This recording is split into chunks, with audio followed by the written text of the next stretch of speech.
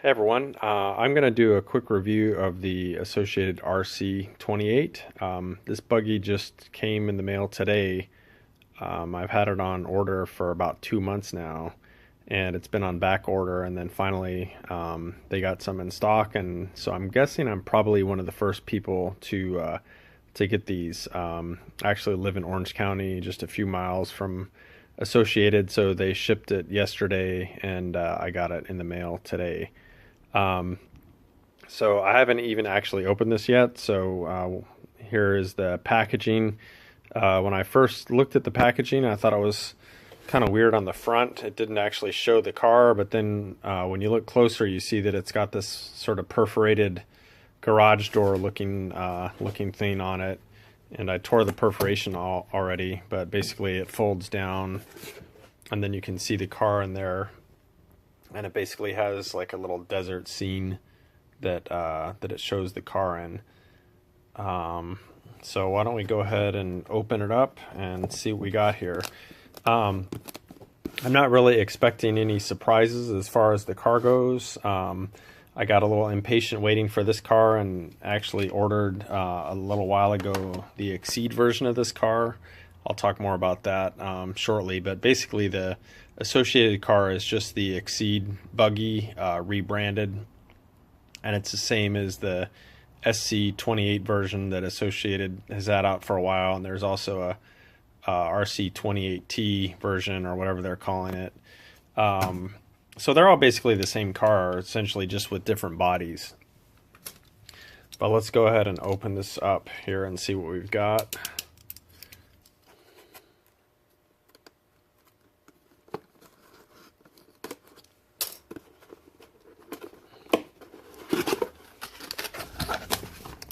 Nice. So here's the buggy itself, of course. It looks really good. I'm really happy with how they did the paint job and everything on it, and the stickers to try and match the original RC10 box art car. Let's see if I can lift this out of here. There it is. Better look at that car. So, I mean, the thing looks really cool. Even if it is just sort of a rebranded Exceed car, they really did a good job on the body. And you can see it's got rib tires in front and knobby tires in back, and they also did a pretty good job of capturing the jelly bean type wheels from the original RC10. So looks like in the box here we've also got it's the instruction manual or something here, or maybe it's an instruction manual, and I think some advertisements for Associated. Nothing too exciting, but let's see if we can go ahead and get the buggy out here with one hand. So here's the controller in the bottom. As you can see, it's exactly the same as the Exceed controller that comes with the car, that's branded with their own brand name. So let me get some scissors here real quick, and we'll see if we can cut this stuff out of here.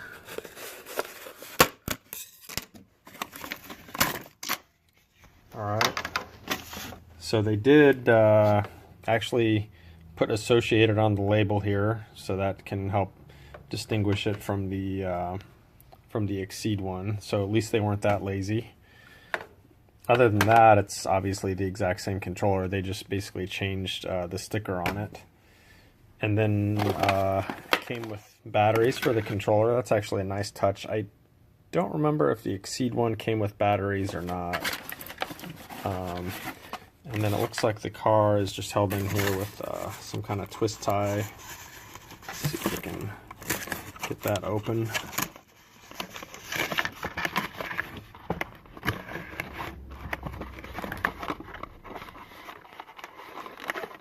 There we go. And then remove the car.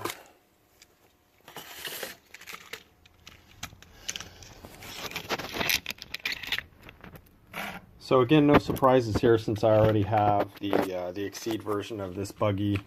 The cars do have rear suspension. It kind of reminds me of a grasshopper type rear suspension, where you've just got essentially a solid axle here with some pivot points and some springs There's not a heck of a lot of travel here. I mean, it's maybe you know, maybe a quarter of an inch. There's no differential at all. It's just a solid rear axle. For off-road, I have found that at least the little bit of off-road that I've managed to do here in my house, in my yard, at least, the fact that it doesn't have a differential seems okay. But if you try and operate the car on a surface that's slippery at all, it just does donuts if you punch the throttle pretty fast. So it'd be nice if it had a differential, but it doesn't. So what are you going to do? The other thing that's pretty disappointing, though, about these cars is they don't really have any front suspension per se. They do have sort of a, I guess you'd call it like a living hinge type front suspension, where essentially these arms just kind of flex here where they're molded together. But it's really quite stiff. If you look at the rear suspension, you can see how it takes very little force to compress it. The front, if you push on it with the same amount of force, it barely deflects at all. So it's not really a front suspension, but I'm actually going to see what I can come up with as far as making a real front suspension for it. The other thing with these cars is that I noticed with the Exceed one that I've had for a while, I guess just due to the car sitting and its own weight, you can see right now, this one at least, if you look at it from the top, there isn't really much camber on the front.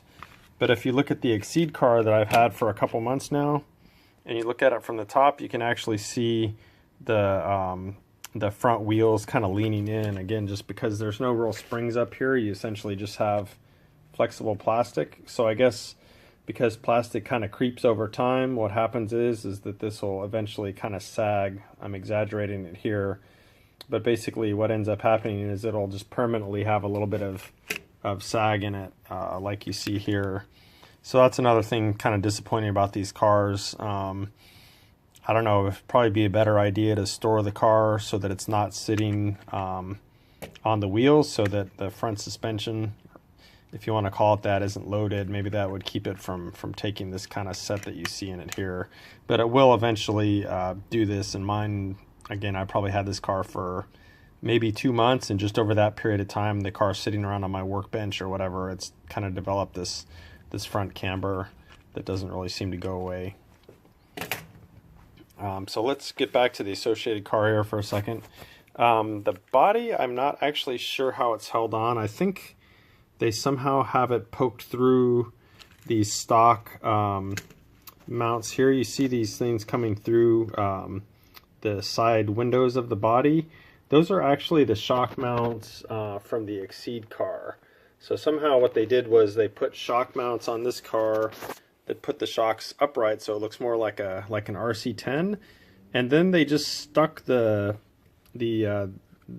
regular Exceed shock mounts through the window. So it kind of looks like that's how the body's mounted. So I'm guessing that we have to spread, I don't know if I can do this with one hand or not, if we have to spread the body basically over those to get it off. I'm going to pause the camera for a second here and see if I can figure out how to get this body off.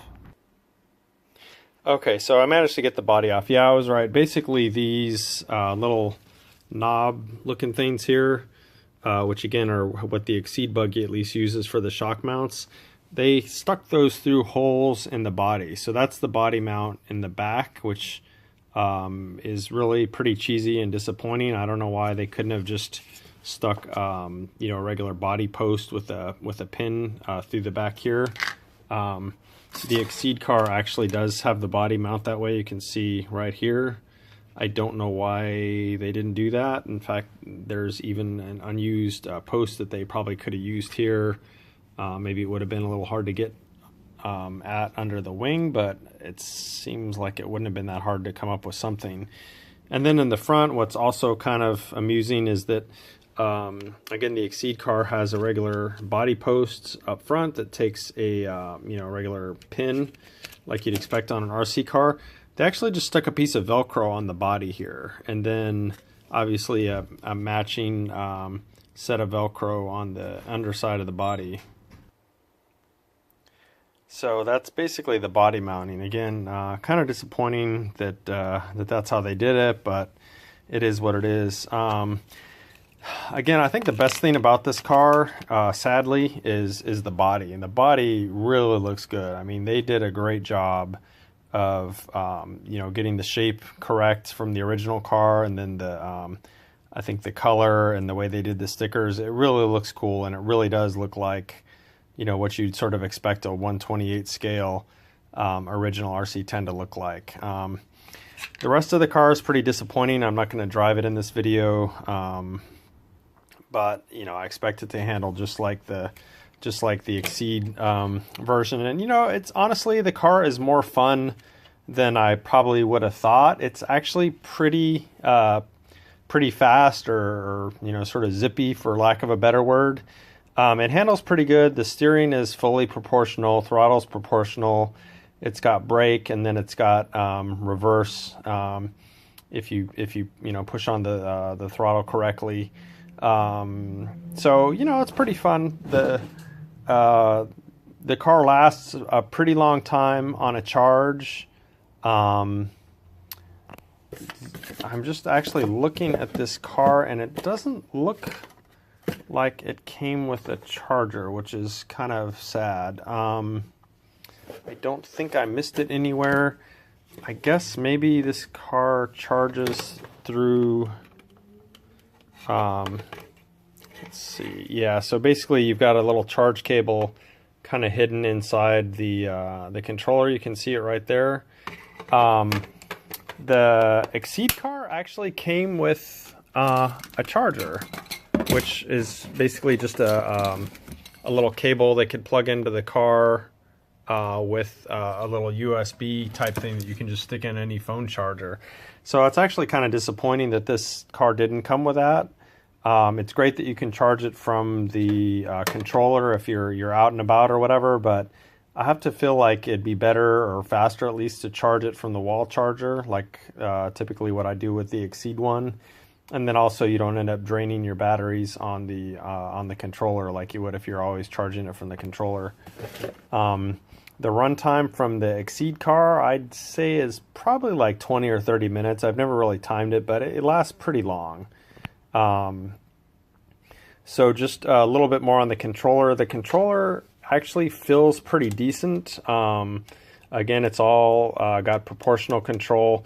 The thing that I like about the controller is basically like a scaled down version of a quote unquote real controller. I mean, it doesn't feel too small in my hand at all. It feels really pretty nice as far as the size of it and the way the wheel feels. But this controller actually fits really good in my son's hand, and he's about 7.5 years old. So my son probably has been driving the Exceed car more than I have. He actually has a really good time getting one of our cats to chase it around in the yard and on the sidewalk in front of the house. So this controller is very kid friendly as far as fitting in their hand, but in the adult hand, I don't think it feels too small or anything. It's pretty lightweight. Obviously, it doesn't have the heft that a more professional, or whatever you want to call it, sort of controller would, but it feels pretty good. And again, everything on it is proportional. The steering wheel itself has a nice foam cover on it that feels pretty good. So there you have it. Maybe I'll make another video sometime and just kind of show the car zipping up and down the driveway or whatever, so you can get an idea of how fast it is. But I think for about $50 or so, the car is okay. It's not like a screaming deal or anything. And again, I think for the same price for the Exceed version, I did get the USB charger, which I'd say is a pretty good benefit that the Associated car didn't come with. There's the charging port right there. So again, that's kind of disappointing. For the same money, you get a little bit less. I guess the only real reason to buy the Associated car over the Exceed one is basically that you just get the very cool looking RC10 body, as opposed to some sort of ugly generic looking buggy that goes with